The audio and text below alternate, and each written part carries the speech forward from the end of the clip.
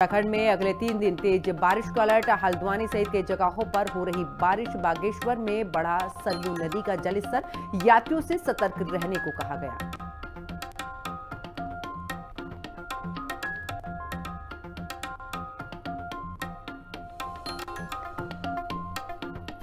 नमस्कार, आप देख रहे हैं हिंदी खबर। मैं हूं आपके साथ पंकज यादव। करते हैं बुलेटिन की शुरुआत बड़ी खबर के साथ, जहां पर पंचायतों में आरक्षण पर आई आपत्तियां। बड़ी खबर आपको बता रहे, 3000 से अधिक आपत्तियां सामने आई हैं। 12 जनपदों में 3000 से अधिक आपत्तियां यहां पर आई हैं। सभी जिलाधिकारी आपत्तियों पर सुनवाई करेंगे। साथ ही बता दें कि 18 जून को आरक्षण प्रस्ताव का अंतिम प्रकाशन। इसी के साथ आपको ये भी बता दें कि उधम सिंह नगर में 18 से ज्यादा आपत्तियां आई हैं। देहरादून में 302, अल्मोड़ा में 294 आपत्तियां मिली हैं। इसके अलावा आपको ये भी बता दें कि रुद्रप्रयाग में सबसे कम 90 आपत्तियां इस दौरान मिली हैं। तो देहरादून में 302, अल्मोड़ा में 294 आपत्तियां मिली हैं।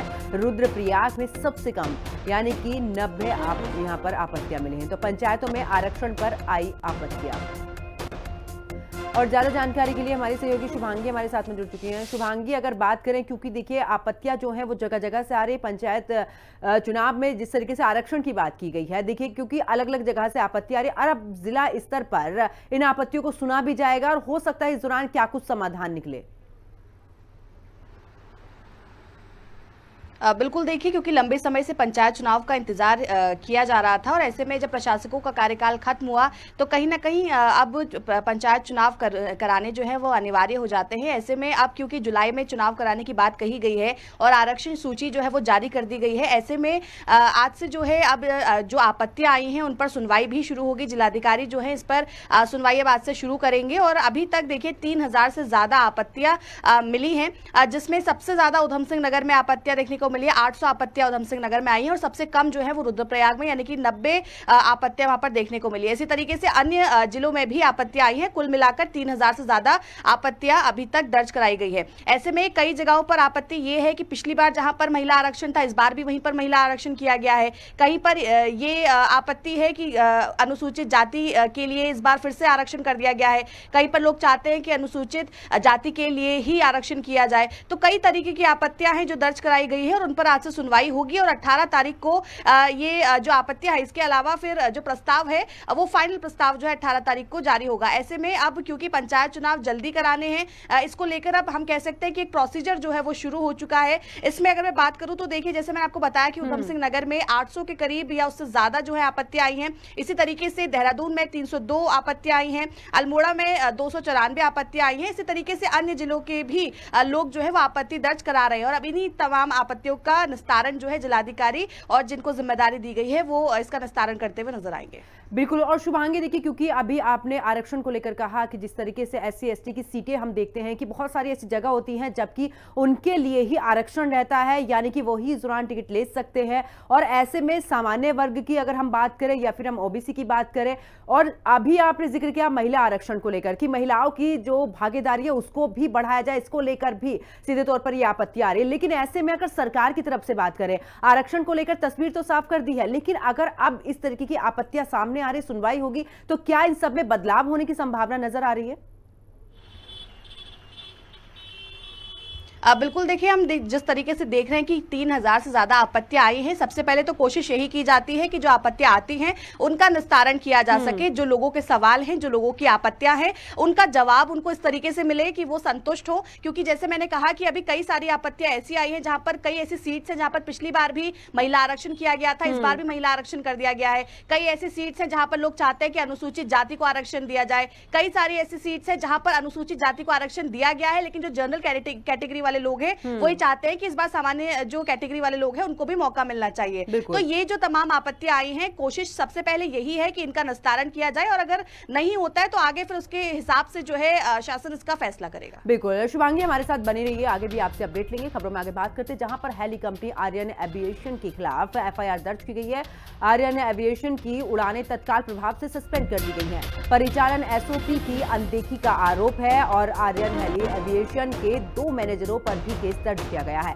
कंपनी फिलहाल अब 5-5 लाख रुपए का मुआवजा देगी, लेकिन देखिए उससे पहले सीधे तौर पर परिचालन एसओपी की अनदेखी का आरोप लगा है। ऐसे में आर्यन हेली एविएशन के जो 2 मैनेजर हैं उन पर भी इस दौरान गाज गिरती हुई। तो कंपनी फिलहाल 5-5 लाख रुपए का मुआवजा देगी, लेकिन ऐसे में हेली कंपनी आर्यन जो है उस पर अब एफआईआर दर्ज हुई। बीते दिन जिस तरीके से हादसा हुआ था, यानी कि 7 लोगों की जान चली गई थी, उसके बाद अब आखिरकार ये बड़ा एक्शन होता हुआ यहां पर नजर आ रहा है। आपको बता दें कि इससे पहले भी कई दुर्घटनाएं हुई हैं, लेकिन जिस तरीके से इनमें इजाफा होता जा रहा है, हेली सेवा जिस तरीके से अब यहां पर दुर्घटनाग्रस्त हो रही है, ऐसे में उसको लेकर आखिरकार अब एक्शन यहां पर देखने को मिल रहा है। और हमारी सहयोगी शुभांगी हमारे साथ में लगातार बनी हुई है। शुभांगी, क्योंकि आर्यन कंपनी का ही वो हेलीकॉप्टर था जब बीते दिन हमने देखा बड़ा हादसा हुआ, 7 लोगों की जान चली गई। अब आखिरकार क्योंकि सरकार की अगर बात करें, मुख्यमंत्री ने भी कहा था कि सख्त से सख्त कार्रवाई होनी चाहिए, और देखिए कार्रवाई होती नजर भी आ रही है। एफआईआर दर्ज हो चुकी है 2 मैनेजरों पर गाज गिरती हुई। बिल्कुल, देखिए लगातार प्रदेश में जिस तरीके से हेलीकॉप्टर हादसे बढ़ रहे हैं और बीते दिन जो हादसा हुआ, कहीं ना कहीं उसको लेकर कई सारे सवाल भी उठ रहे थे। मुख्यमंत्री ने खुद इसको लेकर उच्च स्तरीय बैठक करी और कई तरीके के निर्देश दिए। इसको लेकर एक समिति भी बनाई गई है जो अब जिसमें विशेषज्ञ शामिल होंगे और आने वाले समय में इस तरीके की घटना ना हो उस पर ध्यान दिया जाएगा। सुरक्षित तरीके से श्रद्धालुओं को उनके गंतव्यों तक पहुंचाया जाए, इस पर ध्यान दिया जाएगा। और कहीं ना कहीं जो एक्शन की बात कही गई थी वो भी अब धरातल पर नजर आ रही है, क्योंकि ये आर्यन एविएशन का जो हेलीकॉप्टर था, उनके मैनेजर्स के खिलाफ जो है अब एक्शन लेते हुए नजर आ रहे हैं और ऐसे में उनको मुआवजा भी दिया जाएगा। लेकिन जिस तरीके की घटना हुई है, क्योंकि बताया ये जा रहा है कि उनका जो फ्लाइंग स्लॉट था वो 6 से 7 बजे का था, लेकिन ये जो घटना हुई ये 5:30 बजे करीब हुई। यानी कि आपके लिए जो गाइडलाइंस फॉलो आपको करनी थी, जो फ्लाइंग स्लॉट आपको दिया गया था, आपने उससे पहले उड़ान भरी। इसके साथ साथ जब सुबह से ही आपको पता था कि मौसम किस तरीके का है, क्योंकि मौसम विभाग लगातार अलर्ट जारी कर रहा है, सुबह से ही बताया जा रहा है कि वहां पर धुंध छाई हुई थी और धुंध छाए होने के बावजूद भी हेलीकॉप्टर ने उड़ान भरी और उसके बाद ये बड़ी घटना घट गई जिसमें 7 लोगों की मौत हो गई। ऐसे में कहीं ना कहीं सवाल जरूर उठते हैं, जिस तरीके से जो ये प्राइवेट कंपनीज हैं, जिस तरीके से जो मानकों के अनुरूप हेली संचालन नहीं कर रही हैं, उन पर नकेल कसना जो है जरूरी हो जाता है। और कहीं ना कहीं अब जिस तरीके से अब इन पर एक्शन लिया गया है, मुकदमा भी किया गया है, इसके साथ साथ मुआवजा भी दिया जाएगा। हालांकि जो परिवारजनों ने अपने लोग खोए हैं उनको वापस नहीं लाया जा सकता, ना ही ये कमी पूरी की जा सकती है, लेकिन आने वाले समय में इस तरीके की घटना ना घटे, इस पर अब सरकार ध्यान दे रही है। बहुत बहुत शुक्रिया शुभांगी हमारे साथ जुड़ने के लिए, तमाम जानकारी साझा करने के लिए। खबरों में आगे बात करते हैं, जहां पर रुद्रप्रयाग के गौरीकुंड क्षेत्र में रविवार सुबह हुए दर्दनाक हेली हादसे में 7 लोगों की मौत हो गई। 23 महीने का बच्चा भी इसमें था। और आपको बता दें कि केदारनाथ रूट पर आर्यन कंपनी का हेलीकॉप्टर क्रैश होने से ये घटना हुई है। खराब मौसम को हेलीकॉप्टर दुर्घटना का कारण बताया जा रहा है, लेकिन हेलीकॉप्टर दुर्घटना पर दुख जताते हुए मुख्यमंत्री पुष्कर सिंह धामी ने हेलीकॉप्टर संचालन को लेकर कड़े निर्देश भी जारी किए हैं। वहीं इस हादसे को लेकर अब कांग्रेस ने सरकार पर निशाना साधना भी शुरू कर दिया है। इस रिपोर्ट में देखिए। रुद्रप्रयाग एयर हादसे ने ली 7 की जान। मुनाफाखोर हेली कंपनियां कब लगेगी लगाम? नियमों को ताक पर रख उड़ रहे हेलीकॉप्टर, कब कार्रवाई होगी हादसे के दोषियों पर? केदारनाथ में हेली कंपनियों की मनमानी एक बार फिर जिंदगी पर भारी पड़ी है। गौरीकुंड क्षेत्र में रविवार सुबह दर्दनाक हादसा हुआ है। केदारनाथ रूट पर आर्यन कंपनी का एक हेलीकॉप्टर क्रैश हो गया। हादसे में हेलीकॉप्टर के कैप्टन सहित सवार सभी 7 लोगों की मौत हो गई। मृतकों में 23 महीने की एक बच्ची भी है। सुबह 5:30 बजे के लगभग ये हादसा हुआ। खराब मौसम को हेलीकॉप्टर दुर्घटना का कारण बताया जा रहा है। हादसे के बाद सोमवार तक हेलीकॉप्टर सेवा पर रोक लगा दी गई है। इस यात्रा सीजन में 40 दिन के भीतर ये 5वां हेली हादसा है। 8 मई उत्तरकाशी में गंगनानी के पास हेलीकॉप्टर हादसे में 6 लोगों की मौत। 12 मई बद्रीनाथ में हेलीकॉप्टर का ब्लेड वाहन से टकराया, बड़ा हादसा टला। 17 मई केदारनाथ में हेली एम्बुलेंस की क्रैश लैंडिंग, 3 लोग बाल बाल बचे। 7 जून रुद्रप्रयाग में उड़ान भरते ही नीचे गिरा हेलीकॉप्टर, पायलट घायल। 15 जून रुद्रप्रयाग में गौरीकुंड क्षेत्र में हेलीकॉप्टर दुर्घटनाग्रस्त, 7 की मौत। रुद्रप्रयाग हेली हादसे से राज्य में हेली सेवा संचालन पर गंभीर सवाल खड़े हो रहे हैं। मौसम को दरकिनार कर केदार घाटी, गंगोत्री घाटी में हेलीकॉप्टर उड़ रहे हैं। हेलीकॉप्टर से ज्यादा उड़ान के जरिए नोट छापने की कोशिश में यात्रियों की जान जोखिम में डाली जा रही है। स्थानीय गांव वालों की नींद सुबह हेलीकॉप्टर की आवाज से ही खुलती है। सिंगल इंजन रॉबिन्सन R22 या 44 4 से 5 करोड़ कीमत के आते हैं। आमतौर पर हेलीकॉप्टर 5 से 20 करोड़ रुपए के होते हैं। जब हादसा होता है तो कंपनी को सीधा लाभ मिलता है। दुर्घटना बीमा 20 करोड़ रुपए का होता है। जान किसी की भी जाए, एविएशन कंपनी को करोड़ों का लाभ मिल जाता है। रुद्रप्रयाग हेली हादसे पर सख्त मुख्यमंत्री पुष्कर सिंह धामी ने हेलीकॉप्टर संचालन को लेकर कड़े निर्देश जारी किए हैं। मुख्यमंत्री ने हादसे के बाद शासन, यूकाडा और DGCA के अधिकारियों के साथ हाई लेवल बैठक कर कहा है कि प्रदेश में हेली सेवाओं के संचालन के लिए सख्त SOP तैयार की जाए, जिसमें हेलीकॉप्टर की तकनीकी स्थिति की पूरी जांच और उड़ान से पहले मौसम की सटीक जानकारी लेना जरूरी किया जाए। चारधाम में लगे सभी हेली ऑपरेटरों, पायलटों के अनुभव की जांच होगी। उच्च हिमालय क्षेत्रों में उड़ान के अनुभव की जांच होगी। देहरादून में एक कॉमन कमांड एवं कोऑर्डिनेशन सेंटर की स्थापना की जाएगी। राज्य में हेली उड़ानों के बेहतर समन्वय और सुरक्षित संचालन के लिए सेंटर। उत्तराखंड के सचिव गृह की अध्यक्षता में एक समिति की जाएगी गठित। जन सुरक्षा को प्राथमिकता देते हुए SOP का प्रारूप बनाएगी समिति। हेली सेवाओं के संचालन के लिए सख्त administrative and technical SOP।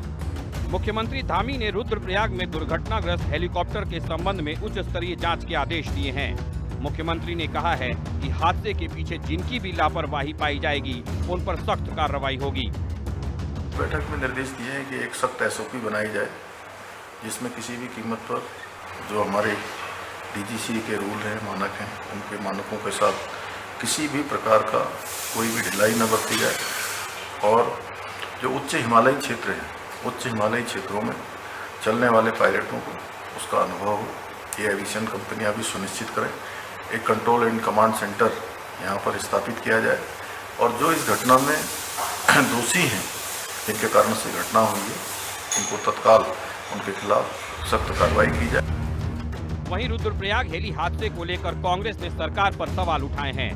Congress प्रदेश अध्यक्ष करण माहरा ने कहा है कि बार बार केदारनाथ और उत्तराखंड के अन्य क्षेत्रों में हेली संचालन में गंभीर लापरवाही की शिकायत की गई, लेकिन सोई सरकार चेती नहीं, लिहाजा फिर 7 लोगों को अपनी जान से हाथ धोना पड़ा। हेलीकॉप्टर का दुर्घटनाग्रस्त होना निश्चित ही उस ओर को संकेत करता है कि ये सरकार सोई हुई है। 40 दिन के अंदर ये 5वां हेलीकॉप्टर हादसा है और आज के हेलीकॉप्टर हादसे ने ये साबित कर दिया कि बार बार विपक्ष के कहने पर और लोगों के कहने के बावजूद भी सरकार नहीं चेती है और लोगों की जान माल को खतरा है। जिस तरीके से एयर ट्रैफिक कंट्रोल के लिए कोई व्यवस्था नहीं की गई है, निश्चित ही इसके लिए धामी सरकार को कटघरे में खड़ा किया जाना नितांत आवश्यक है। सीएम धामी ने इससे पहले 11 जून को भी हेली कंपनियों को सुरक्षा मानकों के पालन की कड़ी हिदायत दी थी, लेकिन इसके बावजूद मुनाफाखोर हेली कंपनियों की मनमानी जारी रही, जिसका नतीजा ये हुआ कि रुद्रप्रयाग हादसे में 7 लोगों को अपनी जान गंवानी पड़ी। इस हादसे का कारण खराब मौसम बताया जा रहा है। ऐसे में सवाल ये है कि खराब मौसम में इतनी सुबह क्यों हेलीकॉप्टर को उड़ाने की इजाजत दी गई? क्या यूकाडा के अधिकारी हेली कंपनियों की मनमानी पर आंख मूंदे हुए हैं? उच्च हिमालय क्षेत्र में मानकों की धज्जियां उड़ाकर पैसे कमाने की लालच में विक्रम ऑटो की तरह हेलीकॉप्टर का संचालन किया जा रहा है। सवाल ये है कि इस गंभीर लापरवाही की दोषी हेली कंपनियों और इस हादसे के जिम्मेदार अधिकारियों पर कब कार्रवाई होगी? देहरादून से संवाददाता शुभांगी भट्ट और दीपिका भंडारी के साथ ब्यूरो रिपोर्ट, हिंदी खबर। तो वहीं बीते दिनों अहमदाबाद में विमान हादसा हुआ, तो वहीं रविवार को उत्तराखंड में भी रुद्रप्रयाग में हेलीकॉप्टर क्रैश हुआ, जिसमें 7 लोगों की मौत हो गई। इसी बीच उत्तराखंड में बीजेपी के प्रभारी दुष्यंत कुमार गौतम का हैरान कर देने वाला एक बयान जो है वो इन दिनों काफी तेजी से वायरल हो रहा है। हालांकि वीडियो कब का है इसकी पुष्टि नहीं हुई है। पत्रकारों ने हेलीकॉप्टर क्रैश को लेकर दुष्यंत कुमार गौतम से जब सवाल किया तो उन्होंने गुस्से में पत्रकारों को जवाब देते हुए कहा कि आप लोग ही 2-4 अच्छी योजनाएं चलाएं जिसमें कि लोग ना मरे। अपनी बात पर जोर देते हुए दुष्यंत कुमार गौतम ने यह भी कहा गुस्से में पत्रकारों से कि आप अपने हेलीकॉप्टर चलाइए जिसमें लोग ना मरे, आप महापुरुष हैं। और दुष्यंत कुमार गौतम ने पत्रकारों को यह भी कहा कि सब कुछ आपके हाथ में है, मृत्यु भी। मर भी रहे, अब मृत्यु दर भी चलेगी, तो हम तो उसको दुख तो है उनका, लेकिन हम उनका दुख तो है ही, लेकिन आप चलाइएगा थोड़ी, आप 2-3 अच्छी योजनाएं चलाइएगा, आप उड़ान बनाइए, कुछ हेलीकॉप्टर आप भी चलाइएगा अच्छे जिसमें ना मरे लोग, गारंटी देके चलाइएगा। कैसे बनेंगे? गारंटी देके चलाइए ना, आप तो महापुरुष हैं, चला सकते हैं, आप ही चला सकते हैं आप। तो वहीं उत्तराखंड में महिला अपराधों को लेकर कांग्रेस ने बेटी बचाओ अभियान शुरू करने का ऐलान किया है। महिला कांग्रेस की प्रदेश अध्यक्ष ज्योति रौतेला ने बताया कि हाल ही में दिल्ली में हुई प्रदेश नेतृत्व की यहां पर बैठक में निर्णय लिया गया है। कांग्रेस ने तय किया है कि प्रदेश की 70 विधानसभाओं में यात्रा निकाली जाएगी, जिसमें महिला अपराधों और साथ ही बीजेपी सरकार की विफलताओं को लेकर जनता को जागरूक भी किया जाएगा। महिला अपराधों पे उत्तराखंड की बात आई और उसमें हम लोगों ने सोचा है कि पूरे 70 की 70 विधानसभाओं में जो पिछले 3 साल में और उससे पहले के 5 साल में महिला अपराध लगातार उत्तराखंड में बढ़ रहे हैं, उस पर एक यात्रा निकाली जाए। घर घर तक हम लोग पहुंचे और बताएं कि इस सरकार में महिलाओं के साथ, बेटियों के साथ जो बलात्कार, दुराचार की घटनाएं बढ़ी हैं वो कितनी बड़ी हैं और उसमें सरकार की जो नाकामी है, जो फेलियर्स है, उसके बारे में लोगों को बताएंगे। ये लोगों को पता होना चाहिए कि जो बेटियों के साथ लगातार बलात्कार के केस हो रहे हैं, दुराचार हो रहे हैं, उसमें भाजपा के लोग शामिल हैं। ये सारी बातें लोगों को पता होनी चाहिए कि किस तरीके से भाजपा का चाल चरित्र है और उस पर जो काम करने वाले जो लोग हैं, जो पदाधिकारी हैं, वो भी इन सब चीज़ों में इन्वॉल्व हैं। और चलिए आगे बात करते हैं, जहां पर हरिद्वार में श्यामपुर पुलिस ने चंडीघाट चौकी क्षेत्र में काली फिल्म और साथ ही हुटा लगी यहां पर स्कॉर्पियो गाड़ी जब्त की है। गाड़ी पर विधायक और साथ ही ब्लॉक प्रमुख के स्टिकर लगे थे, लेकिन अंदर 4 छात्र बैठे थे। इनका आजमगढ़ के ब्लॉक प्रमुख से दूर तक का भी संबंध था। और साथ ही बता दें कि पुलिस ने मौके पर ही यहां पर काली फिल्म और अवैध हुटर हटा दिए हैं, साथ ही स्टिकर भी उतारे गए। तुम क्यों लगाओ? तुम अंकल, तुम्हारे विधायक है, तुमने क्यों लगाया? ये इनके अंकल है विधायक, ये नहीं है। ये ब्लैक फ्लेम क्यों लगा?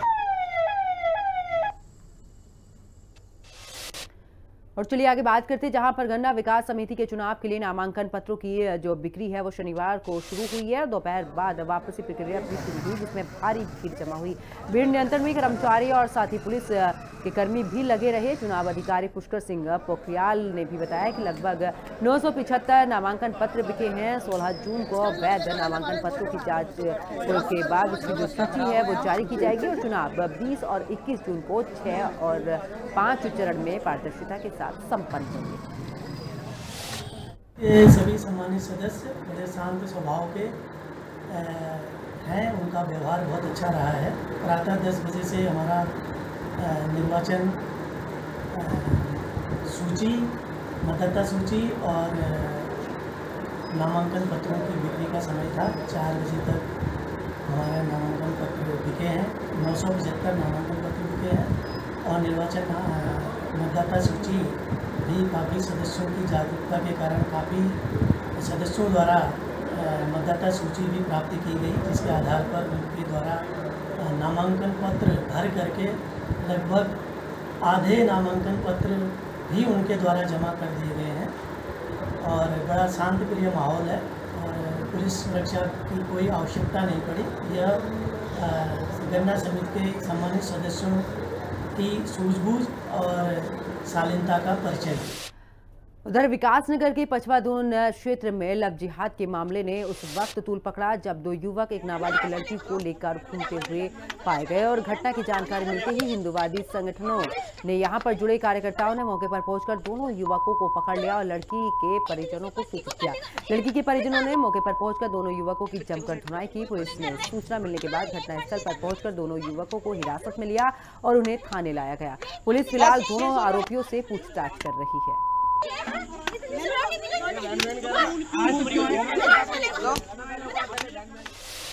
आगे बात करते हैं, जहां पर राजाजी नेशनल पार्क इस सीजन में 51,500 पर्यटकों के साथ रिकॉर्ड तोड़ में सफल रहा है, जिससे कि प्रशासन को करीब 1 करोड़ रुपए का राजस्व मिला है।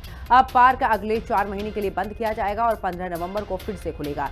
ये कदम पार्क के संरक्षण और साथ ही वन्य जीव की सुरक्षा के लिए बेहद जरूरी है।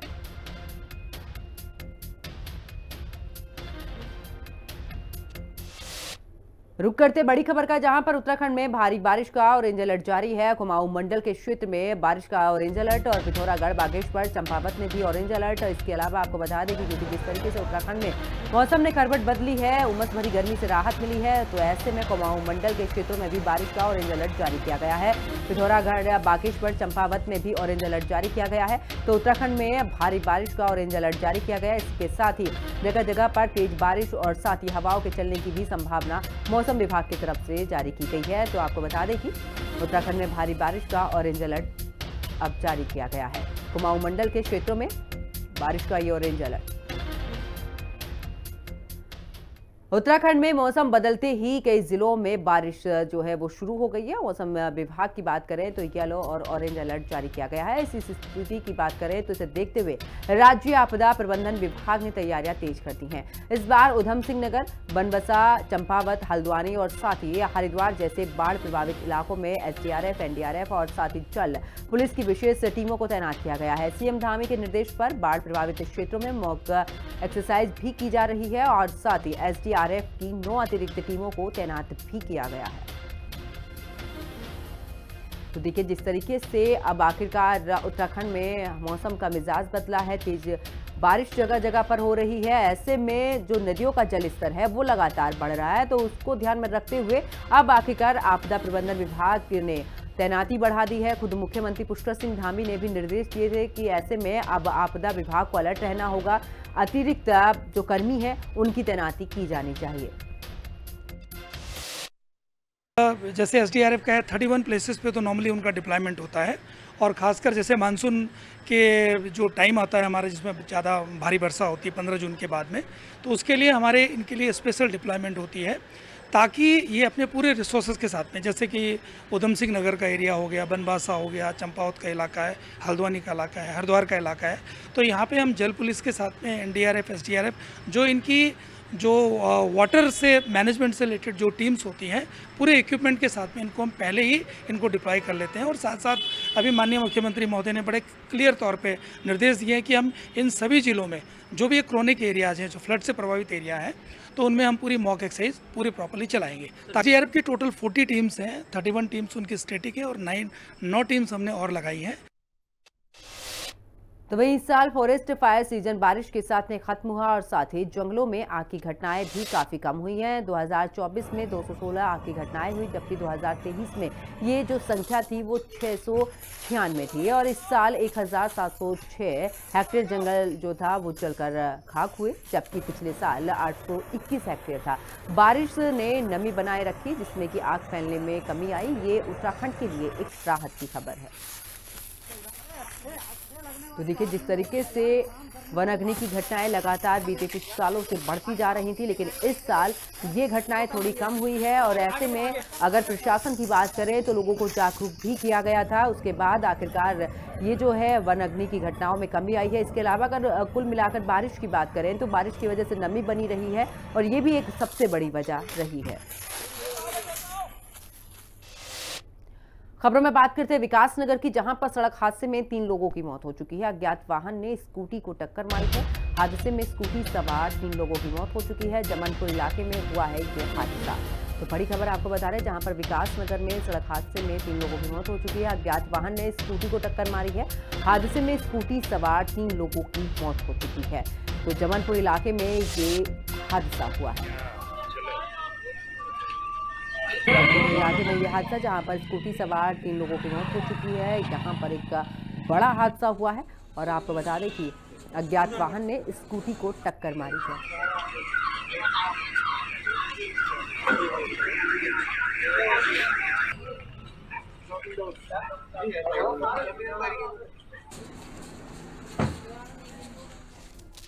और इस बुलेटिन में फिलहाल इतना ही। आप देखते